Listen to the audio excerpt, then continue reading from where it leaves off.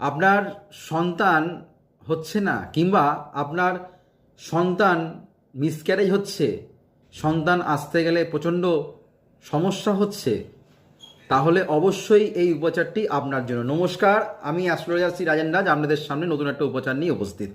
এটা আপনাকে করতে হবে জন্মাষ্টমীর দিন সকালবেলায়। জন্মাষ্টমীর সকালবেলায় আপনারা স্নান টান করে ঠাকুরের সামনে, গোপালের সামনে আপনারা ত্রিপত্র বেলপাতা নেবেন, একটা চন্দন দিয়ে সেটাকে বেটে, চন্দন দিয়ে সেটাকে ভালো করে বেটে সেটা ঠাকুরের সামনে রেখে দেবেন।